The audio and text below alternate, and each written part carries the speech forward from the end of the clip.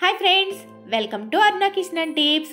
ఈ రోజు వ్లాగ్ వచ్చేసి పోలుపాడ్యం రోజున వ్లాగ్ అన్నమాట। అంటే పోలుపాడ్యానికి వైజాగ్లో ఒత్తులు ఎక్కడ వదులుకుంటారంటే నది కానీ కాలువలు కానీ ఏమీ ఉండవు కదండి, ఓన్లీ బీచ్ ఉంటుంది। బీచ్లో ఒత్తులు వదులుకోవడానికి అవ్వదు కాబట్టి ఈ పోలుపాడ్యం రోజున వైజాగ్లో అందరూ కూడా ఎక్కడ ఒత్తులు వదులుకుంటారనేది ఈ వీడియోలో చూపించబోతున్నాను। అలాగే కార్తీక మాసంలో శివుడికే కాదండి నందికి కూడా అభిషేకం చేయాలి। ఆ అభిషేకం ఎప్పుడు చేస్తాము, ఎందుకు చేయాలి, అలా అభిషేకం చేయడం వల్ల ఎటువంటి దోషాలు పోతాయి అనేది నేను ఈ వీడియోలో మీతో షేర్ చేసుకుంటాను।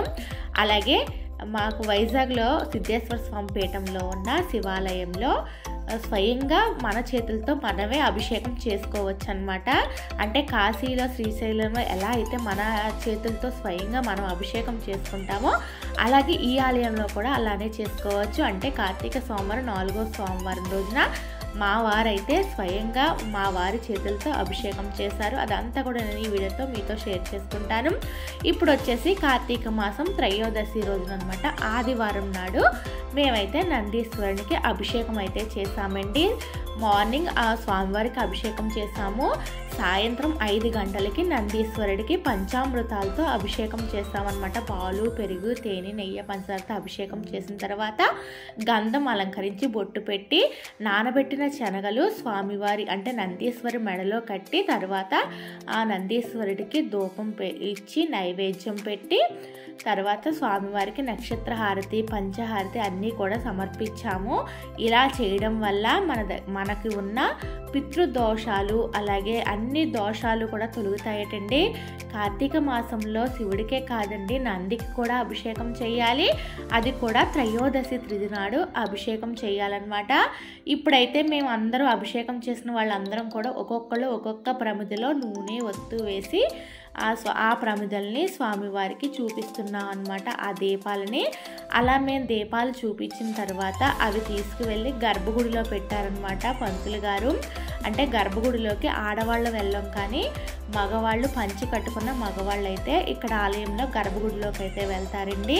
చూసారు కదా, మనం వెలిగించిన దీపాలు స్వామివారి ఎదురుగుండా అలా వెలుగుతూ ఉంటే మనసుకి చాలా ఆనందంగా అనిపిస్తుంది కదా, మాకు కూడా అలానే అనిపించింది। అంటే కార్తీక మాసం అంటేనే దీపాలతో ప్రతి గుడి కూడా ఆలయం అంతా కూడా కలకలలాడుతూ ఉంటుంది।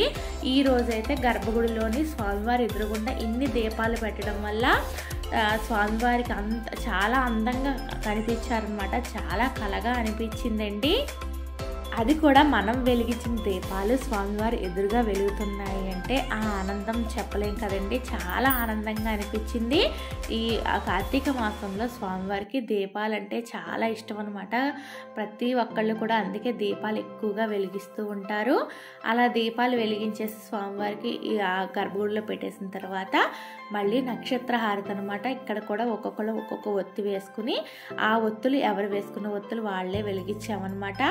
ఆ తర్వాత ఆ నక్షత్ర హారతిని ముందుగా నందీశ్వరునికి చూపించి ఆ తర్వాత గర్భగుడిలో ఉన్న స్వామివారికి అయితే నక్షత్ర హారతిని చూపించారనమాట। చాలా అధిక సంఖ్యలో ఇలా నందీశ్వరుని అభిషేకంలో అయితే పాల్గొన్నారండి। అది అమావాస్యకి ముందుగా వచ్చే త్రయోదశి రోజున అయితే ఆ నందీశ్వరునికి అభిషేకం అయితే చేస్తే చాలా మంచిదటండి కార్తీక మాసంలోనూ। చూసారు కదా, మేము వెలిగించిన దీపాలతో స్వామివారు ఎంత బాగా కలకల్లాడుతున్నారో। ఆదివారం అయితే అలా కంప్లీట్ అయిందనమాట। ఇది 4వ సోమవారం అంటే కార్తీక మాసం 4వ సోమవారం రోజున మా వారైతే స్వయంగా మా వారి చేతులతో మా వారే ఆ స్వామివారికి అయితే పంచామృత అభిషేకం చేశారండి। అంటే మా వారు ఒక్కరే కాదు, అక్కడ ఉన్న శివస్వాములు అలాగే ఇంకా మిగిలిన భక్తులు ఉంటారు కదా, పంతులు గారికి తెలిసిన భక్తులను అయితే గర్భగుడిలోకి పంపించి వాళ్ళ చేతులతో వారిని అభిషేకం చేయించుకోమంటారనమాట। మా వారు ప్రతి వారం వెళ్దాం అనుకునేసి అలా అయిపోయేది, కానీ 4వ వారం అయితే ఇంకా లాస్ట్ వారం కదా, ఈ వారం అయినా వెళ్ళి అభిషేకం చేద్దాము అని చెప్పి మా వారైతే గర్భగుడిలోకి వెళ్ళి అభిషేకం చేశారు।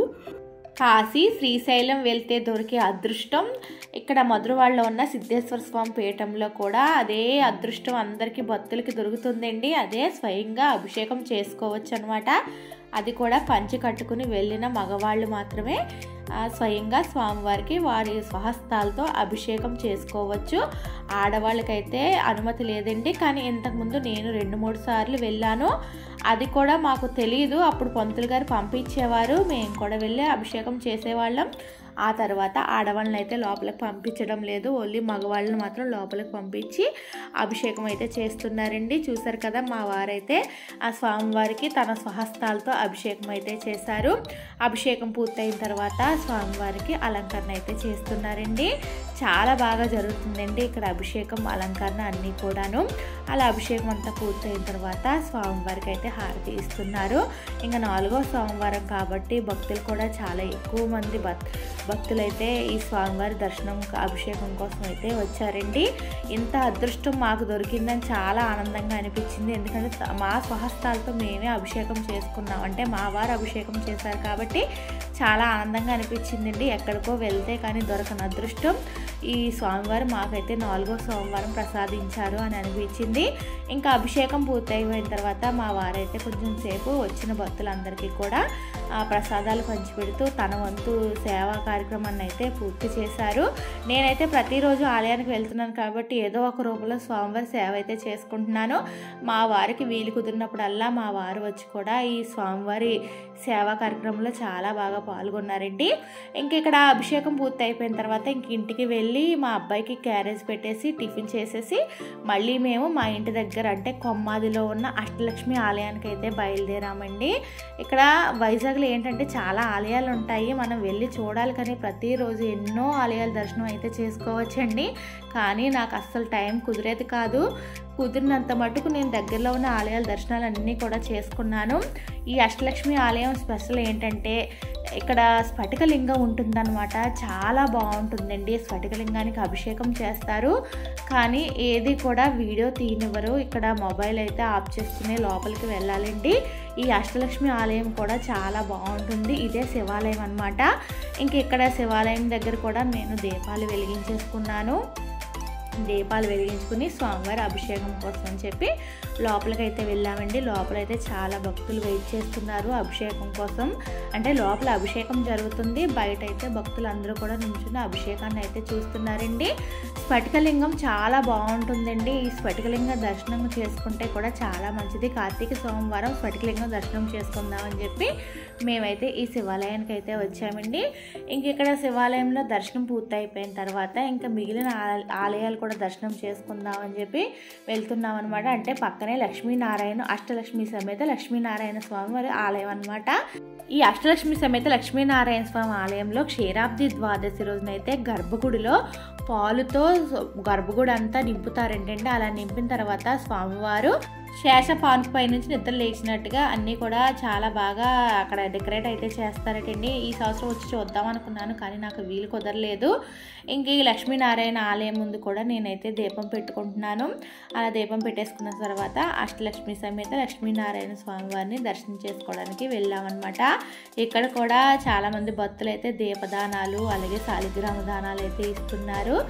అలాగే అష్టలక్ష్మి ఆలయంలో కూడా అస్సలు వీడియో తీయనివ్వరనమాట. కానీ అమ్మవారు దేవతామూర్తి విగ్రహాలు అయితే చాలా చాలా బాగుంటాయండి. ఈ అష్టలక్ష్మి ఆలయం అయితే నాకు చాలా బాగా నచ్చుతుంది. ఈ అష్టలక్ష్మి ఆలయం దర్శనం పూర్తయిపోయిన తర్వాత మళ్ళీ ఇంటికైతే వెళ్ళిపోయామన్నమాట. సోమవారం వ్లాగ్ అయితే ఇక్కడితో కంప్లీట్ అయిపోయింది. ఇదైతే మంగళవారం రోజున ఉదయాన్నే అనమాట, అంటే తెల్లవారుజామున, అంటే పోలు పాడ్యం రోజున నేను ఇంట్లో దీపం పెట్టేసుకుని తులసికోట దగ్గర కూడా దీపం పెట్టేసుకున్నాను. కానీ కార్తీక దామోదర పూజ అయితే ఇక్కడ చేసుకోలేదండి. ఇప్పుడు నేనైతే ఒక ప్లేట్లో అరటి డప్పలో 31 ఒత్తి అలాగే 7 ఒత్తులు, అంటే 5 ఒక దాంట్లో 2 ఒక దాంట్లో వేసుకుని స్వయం పాకాలు పట్టుకుని ఇప్పుడైతే గుడికైతే నేను బయలుదేరి వెళ్తున్నామనమాట. గుడిలో ఈ కార్తీక దామోదరుడు పూజ చేసుకుని ఈ 31 రోజులకి సరిపడా ఒత్తులన్నీ కూడా ఇక్కడే వదులుకుందాము అని చెప్పి నేనైతే ఆలయం దగ్గరికి వచ్చేసాను. ప్రతిరోజు కూడా కార్తీక దామోదరుడు పూజ చేసుకుని తులసికోట దగ్గర నేనైతే ఒత్తులు వదులుకుంటున్నాను.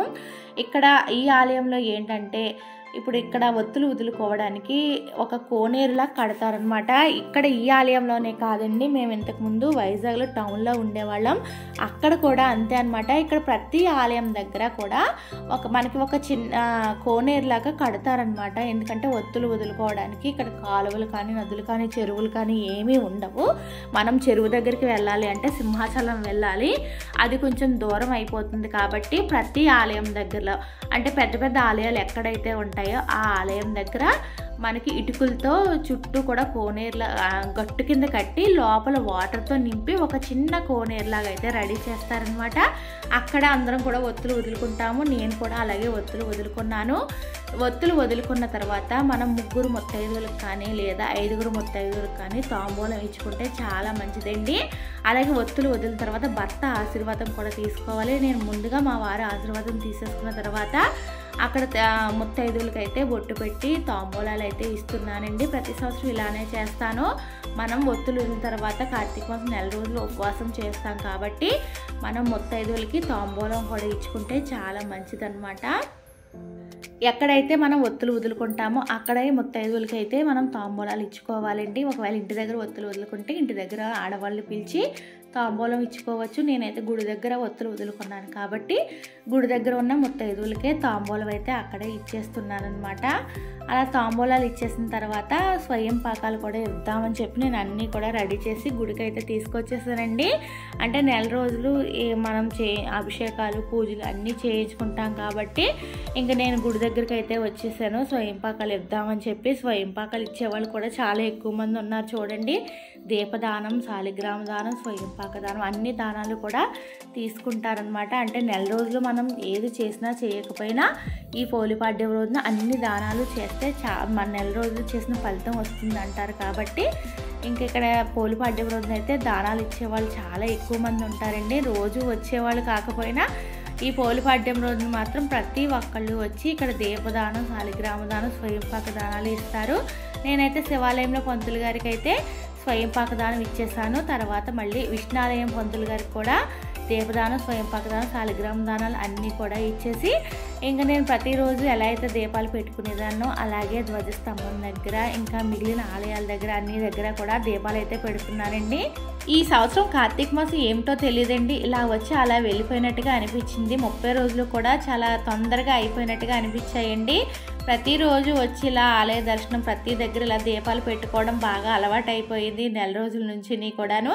ఇంకా చివరి రోజు అవడంతో ఇంకా ప్రతి చెట్టు దగ్గర ఆలయాల్లో నేను ఎక్కడెక్కడైతే దీపాలు పెడతానో ప్రతి దగ్గరికి వెళ్ళి దీపాలు అయితే పెట్టేసుకున్నానండి. ఇంకా దీపాలన్నీ పెట్టేసుకుని మళ్ళీ ఇంటికి బయలుదేరిపోయాము. ఎందుకంటే మా అబ్బాయికి క్యారేజ్ టైం అయిపోతుందని. చూసారు కదా, తెల్లవారుజామున మీకు చూపిస్తే ఆ దీపాలు వెలుతురులో ఆ చీకట్లో సరిగ్గా కనిపించి ఉండదు. ఇప్పుడైతే ఇంకా కొంచెం వెలుతురు వచ్చేస్తుంది కాబట్టి చూపిస్తున్నాను. ఇదే కోనేరులా కడతారనమాట. దీనిలోనే మేము దీపాలు అయితే వదులుకుంటాము. ఇక్కడైతే మా కార్తీక మాసం గుడి ఫ్రెండ్స్ అనమాట. వీళ్ళు కూడా ప్రతి సంవత్సరం కార్తీక మాసం చేస్తూ ఉంటారు నాతో పాటుగా. అలాగే నేను మా వారు కూడా ఇద్దరం వచ్చామన్నమాట. ఈ శాలిగ్రామ దానం, దీపదానం, స్వయం పాక దానాలు అన్నీ ఇద్దామని చెప్పి నేనైతే తెల్లవారుజామున ఒత్తులు వదిలిపెట్టాను కదా, అప్పుడు వీడియో తీసినప్పుడు సరిగ్గా రాలేదేమో అని చెప్పి మళ్ళీ వెళ్తురు వచ్చిన తర్వాత మళ్ళీ ఒత్తులు అయితే వదులుకుని అదైతే వీడియో తీసుకుంటున్నాను. ఇంకా ఆ గుడి దగ్గర నుంచి వచ్చేసి ఇంటికి మళ్ళీ మా అబ్బాయికి క్యారేజ్ పెట్టేసి వాడికి టిఫిన్ చేసి పెట్టేసి మళ్ళీ మా ఇంటి దగ్గరలో ఉన్న ఇంకొక ఆలయం దగ్గరికి అయితే వచ్చేసానండి. నేను ప్రతి సంవత్సరం కూడా స్వయం పాక దానం 3 పంతులకి అయితే ఇస్తాను. ఇంకా మా ఇంటి దగ్గరలో ఉన్న గణపతి ఆలయంకి అయితే వచ్చేసానండి. ఇక్కడ కూడా శాలిగ్రామ దానం ఇవ్వడం కోసం శాలిగ్రామానికి అయితే పూజ అయితే చేస్తున్నాము.